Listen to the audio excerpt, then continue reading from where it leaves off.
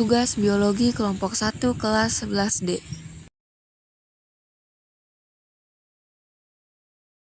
Halo, perkenalkan kami dari kelompok 1 kelas 11D. Assalamualaikum warahmatullahi wabarakatuh. Perkenalkan, nama saya Dwiantika Sari dari kelas 11D kelompok 1. Halo, perkenalkan nama saya Emil Martinus dari kelompok 1 11D. Terima kasih. Perkenalkan, nama saya Suci Wulandari, saya dari kelompok 1. Halo, perkenalkan nama saya Aloy Aditya, saya dari kelompok 1 kelas 11D. Halo, perkenalkan nama saya Nicole Sando dari kelompok 1 kelas 11D.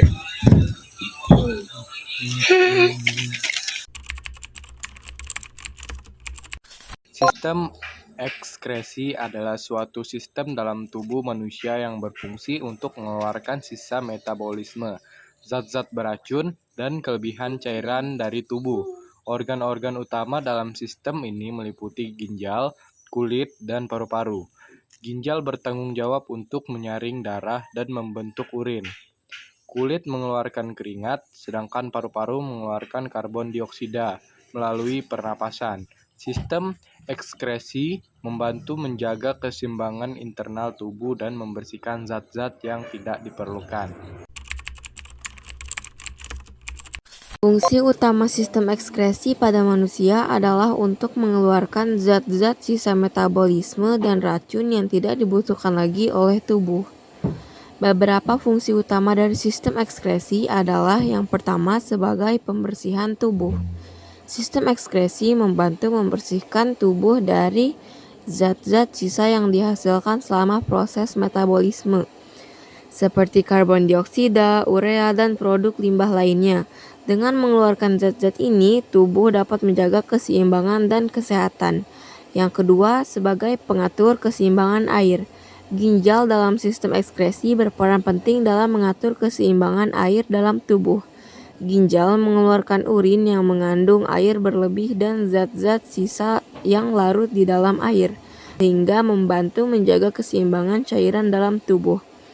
Yang ketiga, sebagai pengaturan keseimbangan elektrolit. Sistem ekskresi juga berperan dalam mengatur keseimbangan elektrolit dalam tubuh, seperti natrium, kalium, dan kalsium. Ginjal mengeluarkan elektrolit yang berlebih melalui urin, sehingga menjaga keseimbangan elektrolit yang penting untuk fungsi normal tubuh. Yang keempat, sebagai pengatur pH tubuh. Sistem ekskresi membantu mengatur keseimbangan pH di dalam tubuh. Ginjal berperan dalam mengeluarkan kelebihan ion hidrogen, asam, atau ion karbon basa melalui urin, sehingga menjaga keseimbangan pH tubuh yang optimal. Dan yang kelima ialah sebagai pengeluaran racun. Sistem ekskresi membantu mengeluarkan racun dan zat-zat berbahaya dari tubuh.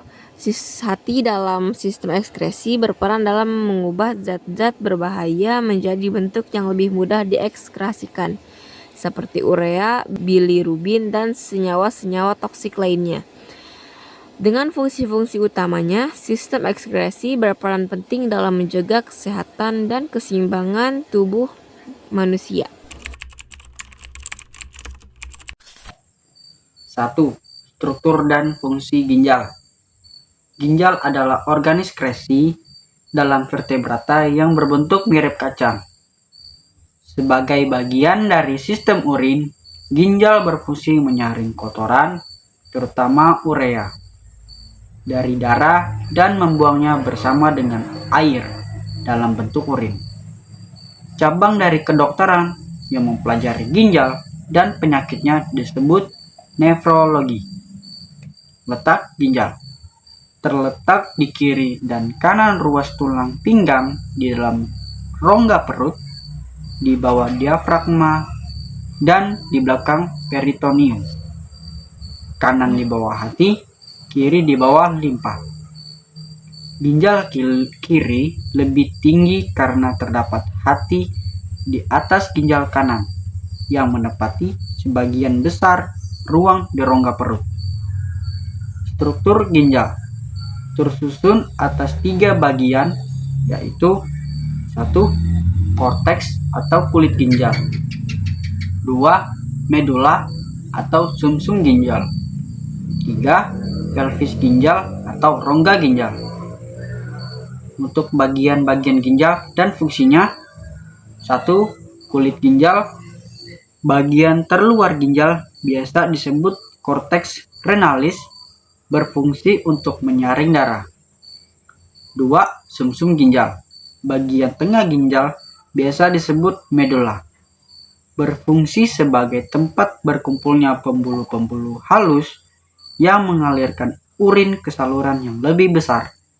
Proses yang terjadi adalah reabsorpsi dan augmentasi.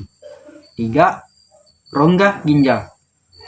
Bagian paling dalam biasa disebut pelvis renalis, berfungsi untuk menampung urin sementara sebelum dikeluarkan melalui ureter. Di sini saya akan menjelaskan tentang bagian-bagian penting pada ginjal. Yang pertama yang kita bahas adalah diafragma, yang kedua kelenjar adrenal, yang ketiga ginjal, yang keempat arteri ginjal, yang kelima vena ginjal, yang keenam vena cava inferior, yang ketujuh aorta abdominalis, yang kedelapan ureter, yang kesembilan uterus, yang ke-10 kandungan kemih dan uretra. Berdasarkan gambar di atas, terdapat bagian-bagian penting pada ginjal. Yang pertama adalah diafragma, bukan bagian dari ginjal, melainkan bagian dari sistem pernapasan pada manusia. Yang kedua, kelenjar adrenal adalah kelenjar endokrin berbentuk segitiga yang terletak di atas ginjal. Kelenjar ini bertanggung jawab pada pengaturan respon stres pada sintesis kortikosteroid dan katekolamin, termasuk kortisol dan hormon adrenalin. Yang ketiga, arteri ginjal adalah pembuluh nadi yang berfungsi untuk membawa darah ke dalam ginjal untuk disaring di glomerulus. Yang keempat, vena ginjal adalah pembuluh balik yang berfungsi untuk membawa darah keluar dari ginjal menuju vena cava inferior, kemudian kembali ke jantung. Kelima, vena cava inferior, pembuluh balik besar bawah, adalah pembuluh darah yang menerima darah dari badan dan kedua kaki. Darah yang dibawa oleh pembuluh darah jenis ini mengandung banyak CO2. 6.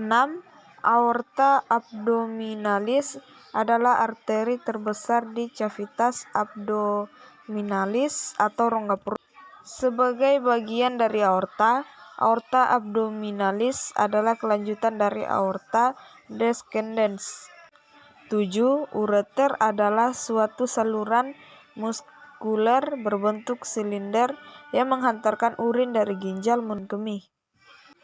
8. Uterus bukan merupakan bagian dari ginjal, melainkan merupakan bagian dari sistem reproduksi pada manusia. 9. Kandung kemih adalah organ tubuh yang mengumpulkan urin atau air kencing yang dikeluarkan oleh ginjal sebelum dibuang. 10. Uretra adalah saluran yang menghubungkan kantung kemih ke lingkungan luar tubuh yang berfungsi sebagai saluran pembuangan baik pada sistem kemih atau ekskresi pada sistem seksual. Berikut ini adalah fungsi ginjal. 1.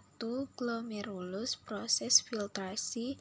Bagian ini bertugas untuk menyaring darah dan memisahkan limbah dan zat-zat yang tidak dibutuhkan oleh tubuh.